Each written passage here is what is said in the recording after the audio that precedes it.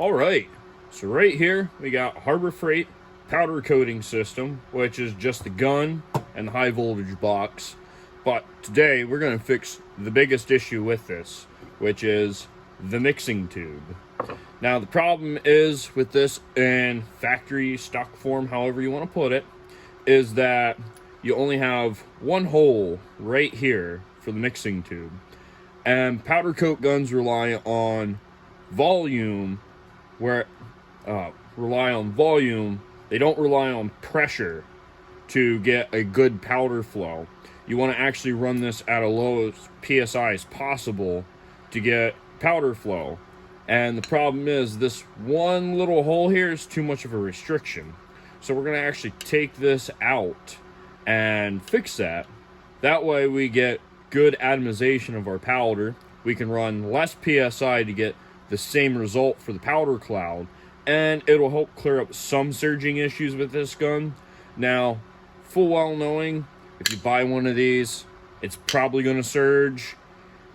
You can eliminate that by doing this a good bit, but if you're shaking the gun around a lot and other things, you're going to get surging no matter what. This is just a cheap system, good for hobby or beginner use. And this will be my first time actually powder coating with anything. So this is my starter gun, but we're going to make it work right. So the first thing we got to do, we have this little screw right here. We need to take that out, which all you need, just standard number 2 Phillips, put in there. You're going to just loosen that up. Once it comes out, it will be all good. And then what we're going to do, we're going to try to swing that out of the way, hopefully. Which I'm just using a pair of dikes here. Trying not to break any of the actual seals that the canister has. But I think what we're going to do, actually, look at that. I don't even think we got to take that screw out, to be honest. Because right there, I just got that whole thing out without any of that. So I guess on that note, I'm going to put this back.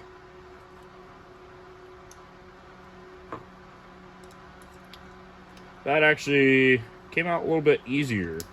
I've seen some other videos where they were breaking this whole seal around here, which you can see they siliconed all that and some other things. I was just figuring taking this out because it'd be a lot tighter of a fit, but it looks like just a pair of weld dikes and a little bit of effort there pulled that whole thing out. But here we go, hopefully get a good look. This is the factory hole, which is not enough.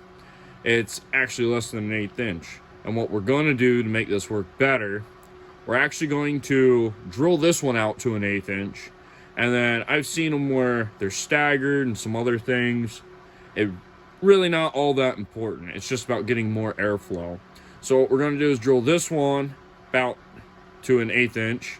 And then we're going to put 2 more holes up above, because we don't really want to go lower than this hole with the factory piece. But we're going to do it about roughly 22.5 degrees off from that hole right here and here towards the top. That way we have about a 45-degree spread. And having those extra holes should help the powder atomize a lot better.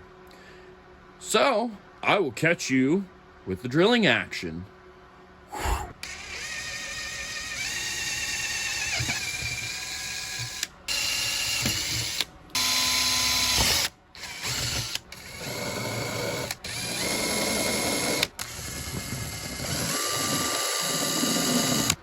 So here we are back at the workbench and all that. We got this all drilled out, deburred. If you noticed, I wasn't happy with the one mark I made, so I moved it over. There's nothing precision about this. There's nothing precision about it. Just gotta make it look good. We'll put it that way. But I'm pretty happy with that. Got all the holes there. So we're gonna put this back together. All we gotta do is make sure this hole, the middle hole, is lined up with the J-tube, which hopefully all will slide back in nice and neat.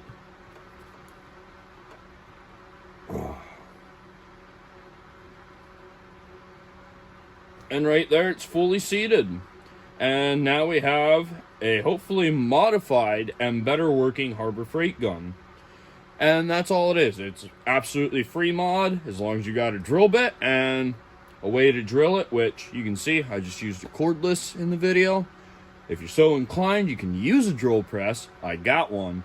But let's be honest, for something like this, the holes don't need to be perfect. Nothing precision. Cordless drill, nice, fast, and easy. And the time it took to make this video and everything else, I'd say you could do this in about 5 minutes, maybe 10 if you got to find your stuff, if you're not organized. But that's all it is. So, hey, thank you for viewing, and I will catch you next time.